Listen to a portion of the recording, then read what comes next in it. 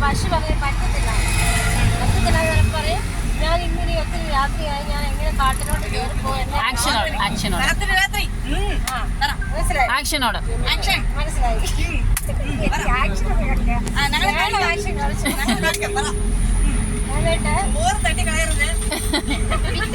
നേരം വെളുത്ത് അവി എപ്പടി എടുക്കോ തരില്ല.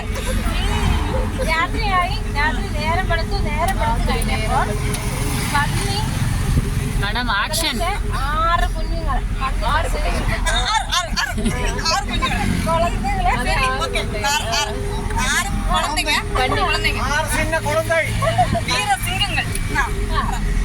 എന്നിട്ട് പശു എന്ന് നോക്കിയപ്പോ ഇന്നപോലെ 6 പേരുണ്ടല്ലോ. അപ്പൊ പറയും, നിങ്ങൾ ഇനി നേരം വെളുത്തില്ലേ, നിങ്ങൾ മനസ്സിലോട്ട് പൊക്കളാൻ പറയും. 6, 7, 8 നേരം വെളുത്തില്ലേ, ഇനി നിങ്ങൾ തിരിച്ച് നിങ്ങളുടെ മനസ്സിലോട്ട് നിങ്ങളുടെ വീട്ടിലോട്ട് പൊക്കളാൻ പറഞ്ഞു. ഇല്ല, ഈ പശുവിനോട് പറഞ്ഞു, ഇല്ല പശുവെ, ഞങ്ങൾക്ക് പോകാൻ പറ്റത്തില്ല, എന്റെ പിഞ്ചു കുഞ്ഞുങ്ങളെ സിംഹം കടിച്ചു കൊല്ലുക. അപ്പൊ പിന്നെയും താമസിപ്പിക്കാൻ പറ. 6 കുഞ്ഞുങ്ങളെയും, അതായത് சின்ன குழந்தைங்களை போட்டு போயாச்சுன்னா சிங்கம் கடிச்சு கொல்லும் அதனால பயந்து விட்டு போக முடியலையா.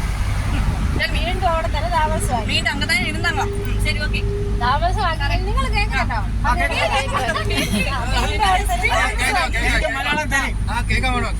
വീണ്ടും അവിടെ തന്നെ താമസാക്കി. താമസാക്കിയിട്ട് പശു മേയാൻ പോയി. പശു മേയാൻ പോയിട്ട്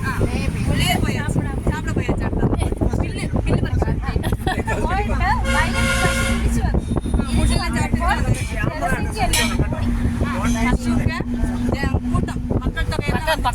കൂടിയിട്ട്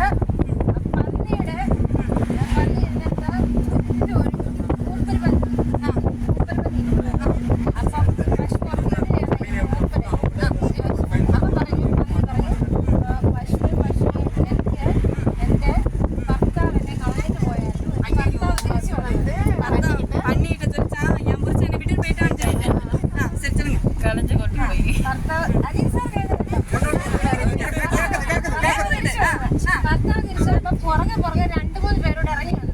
അതില് ഒന്ന് ഭർത്താവിന്റെ അമ്മ, ഒന്ന് ഭർത്താവിന്റെ അച്ഛൻ.